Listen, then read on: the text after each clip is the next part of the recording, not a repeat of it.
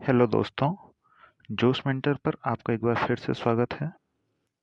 UKPSC का जो GIC lecturer का पेपर था, इतिहास विषय से संबंधित, उसकी आंसर की हम व्याख्या के साथ यहाँ पर डिस्क्राइब कर रहे थे।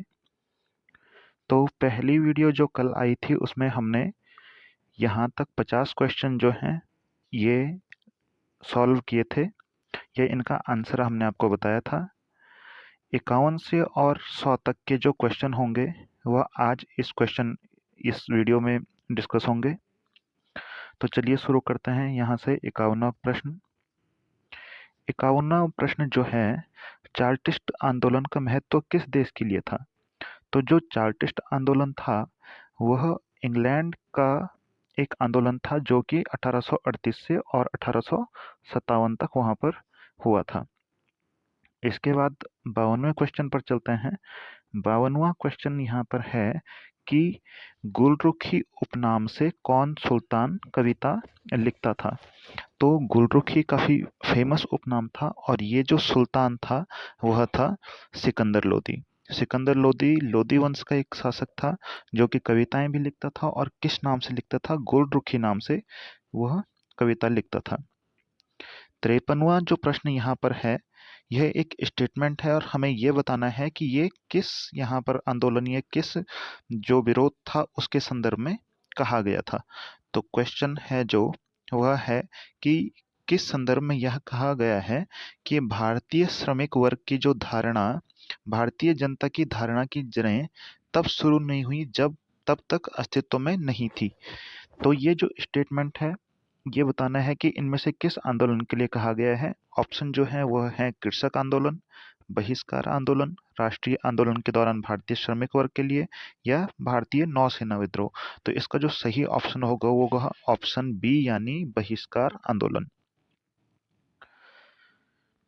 क्वेश्चन नंबर 54 जो है यहाँ पर, विजयनगर के किस नरेश ने तुंगभद्रा नदी पर पानी की कमी को दूर करने के लिए एक बांध बनाया था? तो ये विजयनगर साम्राज्य से एक प्रश्न है। इसके ऑप्शन जो यहाँ पर दिए हुए हैं ये है बुक्का प्रथम, देवराय प्रथम, देवराय द्वितीय या कृष्णदेव राय। तो इसका दोस्तों जो सही आंसर होगा वो होगा ऑप्शन बी यानी देवराय प्रथम। क्वेश्चन नंबर 55 की तरफ चलते हैं।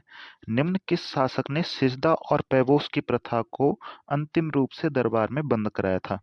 तो ये जो सिजदा और पैबोस प्रथाएं थी ये इस्लामिक नहीं बल्कि पारसी से ली गई थी, या हम कहेंगे कि जो फारस का जो साम्राज्य था वहां पर ये प्रथाएं चलती थी। तो इनको जो बंद कराने का श्रेय है वह जाता है यहाँ पर शाहजहां को। शाहजहां ने 1636 में इनको बंद करवा दिया था क्योंकि ये मुस्लिम जो प्रथाएं नहीं थी इसलिए इनको बंद करवाया गया था। क्वेश्चन नंबर 56 की तरफ चलते हैं। गुरु तेग बहादुर की हत्या किस मुगल शासक के काल में हुई?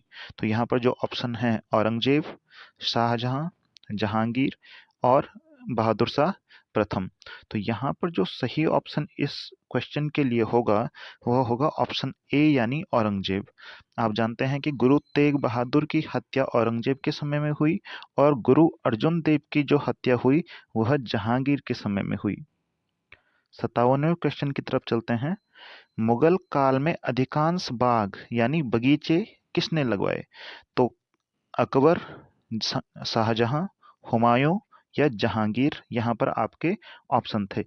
तो इसमें जो सही ऑप्शन होगा वह होगा ऑप्शन डी यानी जहांगीर। जहांगीर बाग के लिए काफ़ी ज़्यादा जाना जाता है। इसको फूल और पौधों से बहुत प्रेम था, यह उसकी जीवनी में भी लिखा हुआ है। और इसके अलावा उसने पूरे 777 बाग लगाए पूरे साम्राज्य में, जिनमें से कश्मीर का शालीमार बाग काफ़ी फेमस है। आप देखते होंगे कि इसकी कुछ पिक्चर्स भी नेट पर दिखती हैं, जैसे कि जिनमें ये ट्यूलिप के बहुत सारे फूल लगे हुए होते हैं एक प्यारे से मैदान में। तो ये शालीमार जो बाग है वह जहांगीर ने ही बनवाया था। 58वें क्वेश्चन पर चलते हैं। निम्न में से किसने 13 जून 1817 की पुणे की संधि पर हस्ताक्षर किए थे? ऑप्शन है यहाँ पर दौलत राव सिंधिया, बाजीराव द्वितीय, अप्पा साहेब या मल्हार राव होलकर। तो इसका जो सही आंसर है वह है बाजीराव द्वितीय। तो जो पुणे की संधि हुई थी उसमें बाजीराव द्वितीय के हस्ताक्षर थे, जो कि उनसे जबरदस्ती करवाए गए थे जब वो हार गए थे।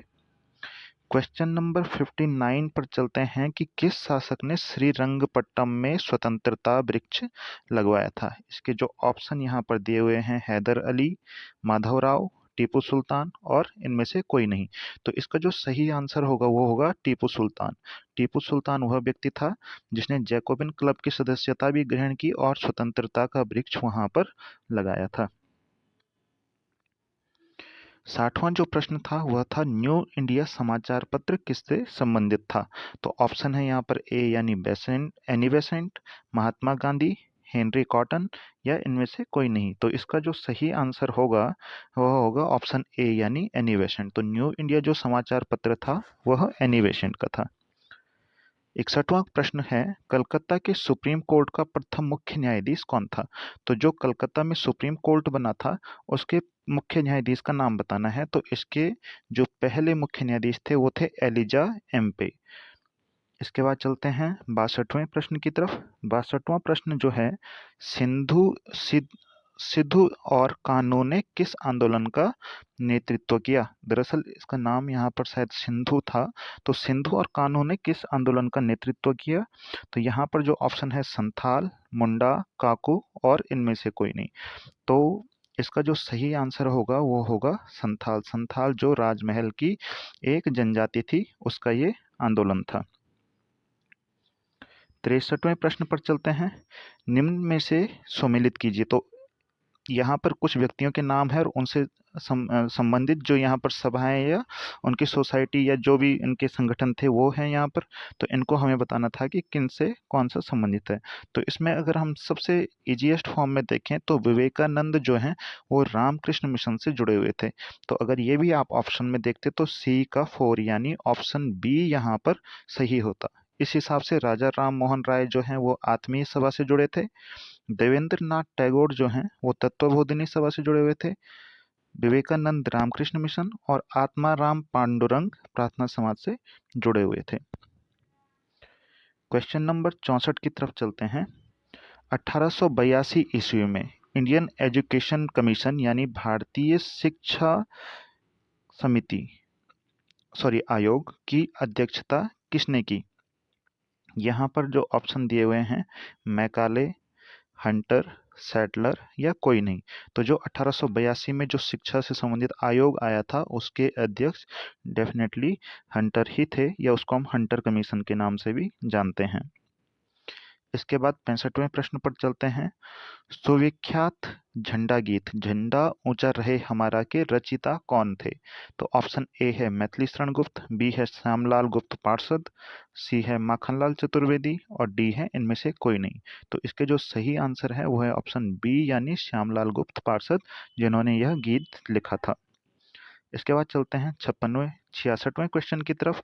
66वां क्वेश्चन यहाँ पर है कि एक्सला सापेल की संधि से कौन सा युद्ध समाप्त हुआ है।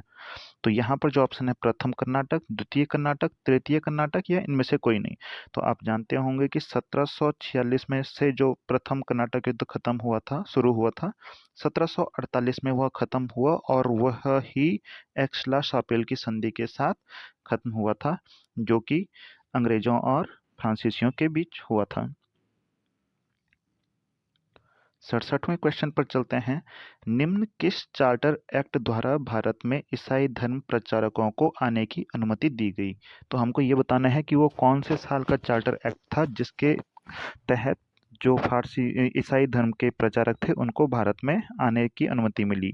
Option A charter act 1833, B 1793, C 1813 और डी जो है वह है 1835। तो जो यहाँ पर सही ऑप्शन होगा वह होगा 1813 वाला, क्योंकि जब 1793 का चार्टर एक्ट आया था तो उसमें यह कहा गया था कि 20 साल बाद जो चार्टर एक्ट आएगा उसमें आपको इस बात की जो होगी अनुमति मिलेगी और यह फाइनली 1813 में यह अनुमति उनको मिल गई थी। 68वें प्रश्न की तरफ चलते हैं। कौन सा दस्तावेज भारतीय शिक्षा का मैग्ना कार्टा कहा जाता है? तो इसके जो सही ऑप्शन होगा वह होगा वुड डिस्पैच या वुड का घोषणा पत्र, जो कि 1854 में प्रकाशित हुआ था। तो इसका सही आंसर है वुड का घोषणा पत्र, जो भारतीय शिक्षा का मैग्ना कार्टा कहा जाता है। इसके बाद 69वें क्वेश्चन की तरफ चलते हैं। निम्न में से किसने बनारस में संस्कृत कॉलेज की स्थापना की थी? तो ये काफ़ी अच्छा प्रश्न था। तो इसका जो सही जवाब यहाँ पर था वो था ऑप्शन ए, यानी जोनाथन डंकन, जिन्होंने वहाँ पर बनारस में संस्कृत कॉलेज की स्थापना की थी। 70वां प्रश्न यह है कि यह किसने कहा कि इस दरिद्रता के समान दरिद्रता वाणिज्य के इतिहास में शायद ही कभी रही। बुनकरों की हड्डियां भारत के मैदानों को विरंजित कर रही हैं। इसके जो ऑप्शन यहाँ पर दिए हुए हैं, ऑप्शन ए यानी RC. Majumdar, B Ramesh Chandra Dutt, C Dadabhai Naoroji और डी विलियम बेंटिंग। तो जो यहाँ पर सही ऑप्शन है वो है विलियम बेंटिंग। इसके बाद चलते हैं 71वें क्वेश्चन की तरफ। किसके नेतृत्व में अंग्रेजी सेना ने पोर्टो नोवा में हैदर अली को पराजित किया था? Option A Eyre Coote, B Cornwallis, C Malcolm और डी एल्फिंस्टन। तो इसका जो सही आंसर है वह है ऑप्शन ए यानी आयरकूट। इसके बाद चलते हैं 72वें क्वेश्चन पर। 72वां क्वेश्चन एनी बेसेंट से जुड़ा हुआ है। यहाँ पर 3 स्टेटमेंट दिए हुए हैं, हमको ये बताना है कि कौन सा स्टेटमेंट उनसे रिलेटेड था। पहला, होम रूल आंदोलन प्रारंभ करने के लिए उत्तरदायी थी, बिल्कुल सही था। थियोसॉफिकल सोसाइटी की संस्थापिका थी, यह जो स्टेटमेंट है यह गलत है, क्योंकि थियोसॉफिकल सोसाइटी की जो संस्थापिका थी वो मैडम ब्लावत्स्की थी, ना कि एनी बेसेंट। भले एनी बेसेंट उसकी अध्यक्ष रह चुकी हैं लेकिन संस्थापिका नहीं।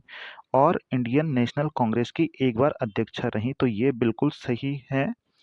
1917 वाला जो कांग्रेस का अधिवेशन हुआ था उसमें यह शायद कलकत्ता में हुआ था, तो इसकी जो अध्यक्षा थी वही एनी बेसेंट थी। तो यहाँ पर इस हिसाब से पहला सही था और तीसरा सही था, तो ऑप्शन सी जो यहाँ पर है वह सही होगा। इसके बाद चलते हैं 73वें क्वेश्चन पर। मातृभाषा प्रेस यानी वर्नाक्यूलर प्रेस अधिनियम किस वर्ष पारित किया गया? इसके जो ऑप्शन है 1877, 78, 79 और 1875। तो इसका जो सही आंसर होगा वह होगा ऑप्शन बी यानी 1878। इसके बाद चलते हैं अगले क्वेश्चन की ओर। अगला क्वेश्चन एक स्टेटमेंट है। यूरोप के एक अच्छे पुस्तकालय की अलमारी का केवल एक भाग ही भारत और अरब के संपूर्ण साहित्य के बराबर है। यह कथन किसका है? इसके ऑप्शन है Raja Ram Mohan Roy, B William Bentinck, C Charles Wood और डी मैकाले। तो ये जो कथन है यह लॉर्ड मैकाले का है, जिन्होंने 1833 में एक शिक्षा नीति भी प्रकाशित की थी, जिसको हम मैकाले मिनट या मैकाले मिनट के नाम से जानते हैं। तो मैकाले जो थे वो विधि विशेषज्ञ बन के आए थे लॉर्ड विलियम बेंटिंग के भारत में। तो इनका ही ये स्टेटमेंट है। 75वें प्रश्न की तरफ चलते हैं। लोक हितवादी किसे कहा गया है? Option A Dayanand Saraswati, B Gopal Hari Deshmukh, C Mahadev Govind Ranade और डी स्वामी विवेकानंद। तो इसका जो सही ऑप्शन है ऑप्शन बी यानी गोपाल हरि देशमुख को लोक हितवादी कहा जाता है। इसके बाद 76वें जो क्वेश्चन है, poverty and un British rule in India, यह जो पुस्तक है यह है दादा भाई नौरोजी की नामक पुस्तक किस वर्ष प्रकाशित हुई थी? तो इसके जो ऑप्शन लिखे हुए हैं 1900, 1901, 1902 और 1903। तो इसका जो प्रकाशन वर्ष है वह है 1901। यह पुस्तक जो थी इसमें ही सबसे पहली बार जो धन निर्गमन का सिद्धांत था वह दिया गया था, या सॉरी दादा भाई नौरोजी ने ही सबसे पहली बार धन निर्गमन का सिद्धांत यहाँ पर प्रचारित किया था या दिया था। इसके बाद चलते हैं 77वें क्वेश्चन की तरफ। 77वां क्वेश्चन है कि जेल में भूख हड़ताल के कारण किस स्वतंत्रता सेनानी संग्राम सेनानी की मृत्यु हुई? तो option A Bhagat Singh, B Bipin Chandra Pal, C Jatin Das और डी एस.सी. बोस। तो यहाँ पर जो सही आंसर है वह है जतिन दास। जतिन दास अनुशीलन समिति से संबंधित थे और इन्होंने जेल में भूख हड़ताल कर ली थी और इनसे ही इनकी मृत्यु हुई। इसके बाद चलते हैं 78वें क्वेश्चन की ओर। शिक्षा के विकास हेतु कलकत्ता में एशियाटिक सोसाइटी ऑफ बंगाल की स्थापना किसने की? तो इसके जो ऑप्शन यहाँ पर दिए हुए हैं, Jonathan Duncan, William Jones, Warren Hastings और चार्ल्स ग्रांट। तो इसका जो सही ऑप्शन है वो है विलियम जोन्स। तो कलकत्ता में जो एशियाटिक सोसाइटी ऑफ बंगाल की स्थापना की थी वो विलियम जोन्स ने की थी। तो 79वें क्वेश्चन की तरफ चलते हैं। 1917-18 के चंपारण सत्याग्रह द्वारा कृषकों की समस्या के निदान हेतु महात्मा गांधी ने किस अति नवीन एवं मूल पद्धति को अपनाया? ऑप्शन ए, उन्होंने प्राण के अंत तक उपवास किया। बी, उन्होंने सविनय अवज्ञा आंदोलन के साथ कर के भुगतान न करने पर जोर दिया। सी, उन्होंने कृषकों के कष्टों की जानकारी हेतु क्रमिक एवं आधिकारिक जांच की। ऑप्शन डी, उन्होंने नील उत्पादन के निर्देशों को न मानने हेतु कृषकों को आत्मसमर्पण यानी बंदी होने के लिए प्रेरित किया। तो यहाँ पर जो सही ऑप्शन था वह था ऑप्शन सी कि उन्होंने कृषकों के कष्टों की जानकारी हेतु क्रमिक एवं आधिकारिक जांच की। हुआ ये था कि जब महात्मा गांधी चंपारण में गए और वहां पर जो किसानों को जबरदस्ती नील की खेती यानी तीन कठिया प्रणाली जो वहां पर चल रही थी उसको अपनाने के लिए कहा गया, तो गांधी जी ने वहां पर सत्याग्रह किया। और जब वहां पर सत्याग्रह किया तो इससे अधिकारी डर गए और उन्होंने एक आयोग बनाया जिसमें गांधी जी को भी शामिल किया गया था। तो ये ध्यान रखिएगा कि एक आयोग बनाया था जिसमें गांधी जी को शामिल किया गया था। तो यहाँ पर ये ऑप्शन बिल्कुल सही बैठता है कि उन्होंने कृषकों के कष्टों की जानकारी हेतु क्रमिक, क्योंकि आयोग है तो एक क्रमिक जांच तो होगी, एवं आधिकारिक जांच। तो आधिकारिक कब होती है? जब उसमें सरकार का भी सहयोग है या सरकार के अंडर में वो जांच चल रही है। तो आधिकारिक जांच भी थी और क्रमिक जांच भी थी। तो इसलिए ऑप्शन सी जो है वो बिल्कुल सही है। इसके बाद चलते हैं 80 क्वेश्चन की तरफ। क्वेश्चन नंबर 80 जो यहाँ पर है वह है कि सत्याग्रह सभा का संगठन किसने किया जिसके सदस्यों ने रॉलेट एक्ट को न मानने की शपथ ली? तो ऑप्शन ए है मदन मोहन मालवीय, बी है डॉक्टर सैफुद्दीन किचलू, सी है महात्मा गांधी और डी है मजहर उल हक। तो इसका जो सही ऑप्शन है वो है ऑप्शन सी यानी महात्मा गांधी। तो सत्याग्रह सभा का जो संगठन था वह महात्मा गांधी जी ने किया था। क्वेश्चन नंबर 81 है। 1947 में भारत विभाजन के पश्चात किसे संयुक्त रक्षा समिति का सर्वोच्च कमांडर बनाया गया जिसे सैन्य कर्मचारियों, हथियारों व युद्ध सामग्रियों के विभाजन की जिम्मेदारी सौंपी गई? तो जब देश आजाद हुए तो विभिन्न प्रकार के जो संसाधन थे उनका बंटवारा हुआ जिसमें से सैन्य जो ये थे कर्मचारी थे या हथियार थे इनका बंटवारा भी था। उसकी जो समिति थी उसके जो अध्यक्ष थे या उसके जो कमांडर थे उनका नाम हमको बताना था। तो ऑप्शन ए है रेडक्लिफ, बी है माउंटबेटन, सी है इसमें और डी है क्लाउड ऑचिनलेक। तो यहाँ पर रेडक्लिफ तो सीमा से संबंधित थे, माउंटबेटन तब यहाँ पर गवर्नर जनरल थे, इसमें नहीं, और ये जो ऑप्शन डी है क्लाउड ऑचिनलेक ये उस टाइम जो यहाँ पर संयुक्त रक्षा समिति थी उसके कमांडर बनाए गए थे। तो ऑप्शन डी यहाँ पर सही हो जाएगा यानी क्लाउड ऑचिनलेक। इसके बाद चलते हैं 82वां जो क्वेश्चन था, बहुचर्चित ब्लैक होल घटना। तो ये जो ब्लैक होल घटना थी ये बंगाल में हुई थी और ये काफी फेमस घटना थी। वहां पर कुछ अंग्रेजों को एक कोठरी में बंद करके बिल्कुल उनको बंद कर दिया गया था और अगले दिन बहुत सारे अंग्रेज जो थे वहां पर मृत पाए गए थे। तो इसको किसने लिखा है? रचयिता का मतलब है कि उसका विवरण किसने दिया है? एल्फ्रेड लॉयल ने, एच एस डोलवेल ने, जे जेड हॉलवेल ने या गुलाम हुसैन तबातबाई ने? तो यहाँ पर जो सही ऑप्शन था वह था ऑप्शन सी यानी जेड हॉलवेल वो व्यक्ति था जिसने ब्लैक होल घटना की जानकारी दी थी। इसके बाद चलते हैं क्वेश्चन नंबर 83 की तरफ। किस वर्ष भारत के गवर्नर जनरल को वायसराय की भी उपाधि दी गई? तो इसका जो सही आंसर होगा वह होगा ऑप्शन नंबर 1858, क्योंकि 1857 के बाद जब यहाँ पर जो विद्रोह हुआ था उसके बाद कंपनी से क्राउन ने पूरा जो कारोबार यहाँ का या राजभार था वो ले लिया था और तब जो गवर्नर जनरल होता था उसको ही वायसराय बनाया गया था। इसके बाद चलते हैं क्वेश्चन नंबर 84 की तरफ। बाल गंगाधर तिलक को 6 वर्षों के कारावास के पश्चात कब मुक्त किया गया? तो इसका जो ऑप्शन यहाँ पर दिए हुए हैं 16 जून 1914, 10 अक्टूबर 1914, 11 सितंबर 1914 और 15 जुलाई 1914। तो इसका जो सही ऑप्शन था वह था 16 जून 1914 के इस दिन ही उनको रिहा किया गया था। इसके बाद चलते हैं क्वेश्चन नंबर 85 की तरफ। यह क्वेश्चन एक बार और भी यहाँ पर पूछा गया है इनडायरेक्ट रूप में। आप आगे देखेंगे कि ये कैसे यहाँ पर पूछा गया था। तो ये वाला क्वेश्चन था, लॉर्ड मेयो ने नीति अपनाई। ऑप्शन ए प्रशासनिक केंद्रीकरण, बी वित्तीय केंद्रीकरण, सी वित्तीय विकेंद्रीकरण और इनमें से कोई नहीं। तो आपको पता होगा कि 1872 में यहाँ पर लॉर्ड मेयो थे और इन्होंने यहाँ पर वित्तीय विकेंद्रीकरण की जो नीति थी वह अपनाई थी। यानी उन्होंने जो राजभार था या जो पावर होती है सत्ता की, वह नीचे प्रांतीय स्तर पर भी ट्रांसफर की थी। और 1872 में ही पहली बार इनके इस समय यहाँ पर दशकीय गणना जो जनगणना थी वो सबसे पहली बार 1872 में ही हुई थी। इसके बाद चलते हैं 86 क्वेश्चन नंबर की तरफ।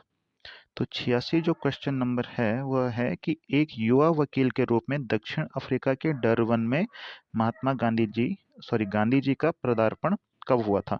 तो ऑप्शन ए है 1893, ऑप्शन बी 1896, ऑप्शन सी 1894 और ऑप्शन डी है 1897। तो इसका जो सही ऑप्शन होगा वो होगा 1893। यानी 1893 को गांधी जी यहाँ से साउथ अफ्रीका डरबन में गए थे, जहाँ पर उनके साथ बहुचर्चित ट्रेन वाली घटना हुई थी।